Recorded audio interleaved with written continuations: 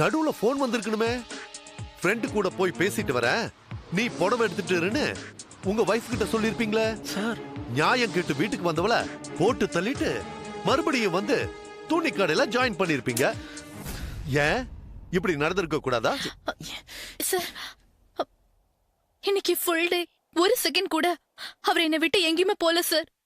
வீணா எங்க மேல சந்தேகப்படாதீங்க சார்.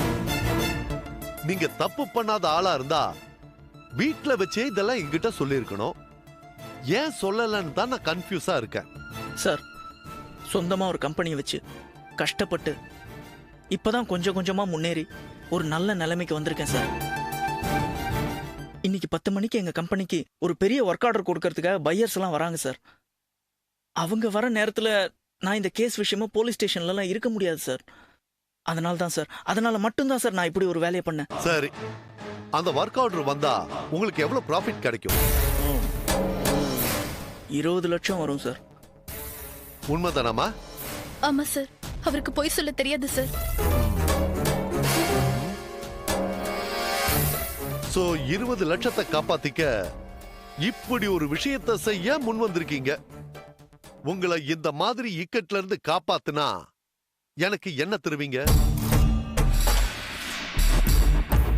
மாட்னா 2 பேருக்கும் ஸ்ட்ரைட்டா ஹேங்கிங் தான். நான் பெரிய விட்னஸ். ஃபேன்சியா ஏதாவது ஒரு அமௌண்ட் சொன்னீங்கன்னா என்ன பண்றதுன்னு யோசிக்கிறேன்.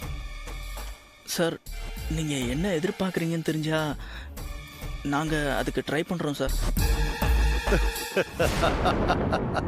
எவ்வளவு இருக்கு பேங்க்ல? ஒரு 1 லட்சம் இருக்கும் சார். எனக்கு 10 லட்சம் கொடுத்தா இந்த கேஸ்ல இருந்து உங்களை ரிலீவ் பண்றேன். இந்த ஏரியா இன்ஸ்பெக்டர் பார்த்து சரி கட்டணும், நிறைய சாட்சிகளை கிரியேட் பண்ணணும், யாரோ கொண்டு வந்து பாடியை போட்டதா சொல்ல வைக்கணும். சோ அந்த பணத்தை நாளைக்குள்ள ரெடி பண்ணிடுங்க. சார் சார், எங்க கிட்ட அவ்வளவு பணம்லாம் இல்ல சார்.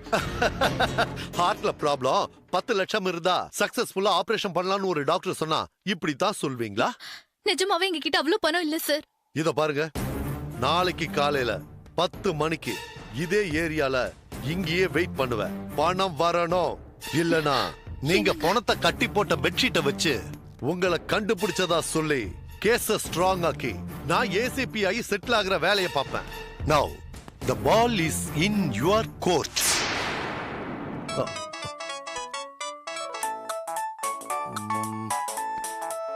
முரளி, உன் ஏரியால தான் இருக்க. ஒரு மர்டர் நடந்திருக்கு. வரியா? Okay okay okay okay. நான் பாத்துக்கிறேன். ஓகே. இந்த ஏரியா இன்ஸ்பெக்டர் வராரு.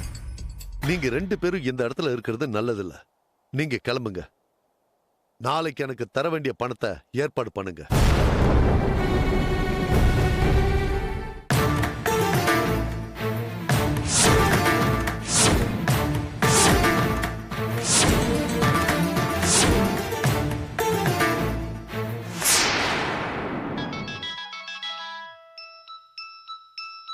டேவிட். இல்லடா, நேற்று ஃபாரின் பாய்ஸ் மீட்டிங் போயிருந்தேன். பட் டீல் முடியல. ரொம்ப ப்ராஃபிட்டபிள் பிஸ்னஸ் தான். இல்லை இல்லை இல்லை இல்லை, தப்பு என் பேரில் தான்டா. 50 ரூபா பொருள் வாங்குறவனே 1008 கேள்வி கேட்குறான். பிஸ்னஸ் கொடுக்குறோம், கேள்வி கேட்காம இருப்பானா? அவங்க கேட்ட கேள்விக்கு என்னால் கிளியராக பதில் சொல்ல முடியலடா. நான் வேற ஒரு டென்ஷனில் இருந்தேன். அதுவே மைண்டில் இருந்ததுனால என்னால் சரியாக கான்சென்ட்ரேட் பண்ண முடியல. இந்த டீல் போனதுக்கு நான் தான் முழு காரணம். சரிடா, நான் அப்புறம் பேசுகிறேன். பாய் மச்சி. வித்யா, மாமா உங்க காஃபி ரெடி, இதோ எடுத்துட்டு வந்துட்டே இருக்கேன். என்னங்க என்னங்க, இந்தாங்க.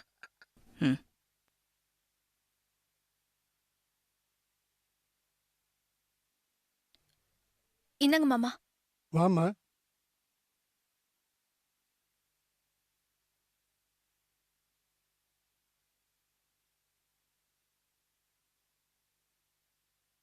என்னங்க, அந்த பிசினஸ் போனாதான் என்னங்க, நமக்கு வேற பிசினஸ் கிடைக்காதா என்ன? என்னங்க உடம்புல இவ்வளவு சுடுது? தெரியல வித்யா, உடம்பெல்லாம் ஒரே நடுக்கமா இருக்கு. ஜுரம் வந்துடுச்சுன்னு நினைக்கிறேன். தலை வேற சுத்துற மாதிரி இருக்கு. நம்ம நேரத்தை பாருங்க. முதல் வெட்டிங் ஆனிவர்சரி நாள் அதுமா நம்மளுக்கு இப்படி ஒரு பிரச்சனை வந்திருக்கு. ஒரே நாள்ல உங்க அப்பா அம்மா உங்களுக்குன்னு எழுதி வச்ச இந்த வீட்டை அநியாய விலைக்கு விற்கிறதும் என்னால நடந்த எதையுமே ஜீர்ணிக்கவே முடியலங்க. அந்த பொண்ணு யாரு? எதுக்காக நம்ம வீட்டுல வந்து அவ சாவணும்? கொலை வேற பண்ணிருக்காங்கன்னா ஏன் நம்மள மாட்டி விடுற மாதிரி பண்ணணும்னு எனக்கு புரியவே இல்லைங்க. ஏங்க, அந்த இன்ஸ்பெக்டர் யாரும் கூப்பிடாமலே வந்திருக்காரே, ஒருவேளை அவருக்கும் அந்த கொலையில பங்கு இருக்குமா?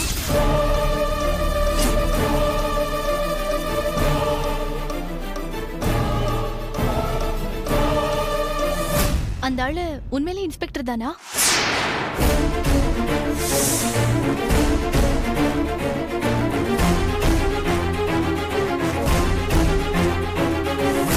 அந்த பெட்ரூம்ல இருக்கிற கேலண்டர்ல போலீஸ் ஸ்டேஷன் நம்பர் நோட் பண்ணி வச்சிருக்கேன். போய் அதை எடுத்துட்டு வா. சரிங்க.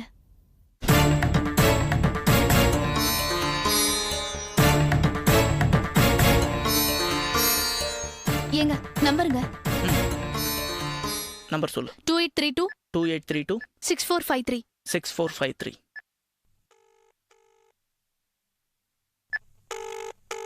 Hello, police station. S.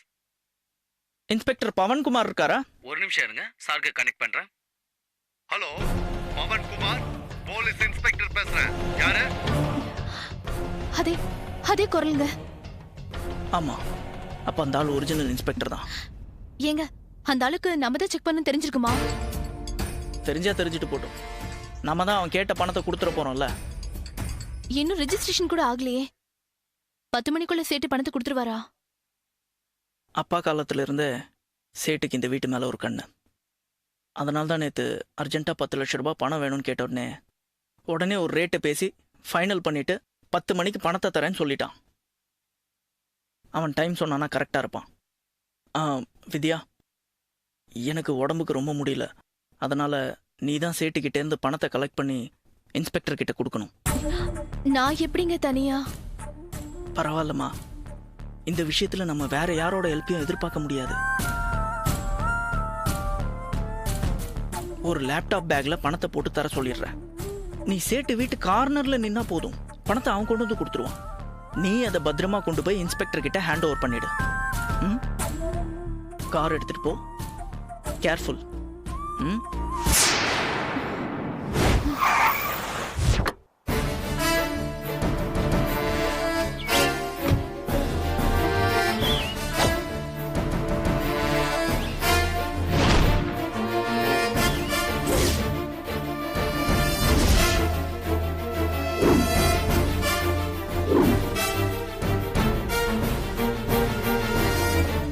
Sir, வாங்க. இந்தங்க பணம், எண்ணி பாத்துக்கங்க. பரவாயில்ல, தப்பா கொடுத்தா உங்களுக்கு தானே பிரச்சனை. சரியா தான் கொடுத்துருப்பீங்க. ஆமா, உங்க வீட்டுக்காரர் வரல? இல்ல சார், அவருக்கு ஆபீஸ்ல மீட்டிங் இருக்கு. காலையில ஸ்டேஷனுக்கு போன் பண்ணி என்ன கிராஸ் வெரிஃபிகேஷன் பண்ணும்போதே நான் நினைச்சேன் இந்த மாதிரி ஏதாவது சொல்லி சமாளிப்பீங்கன்னு.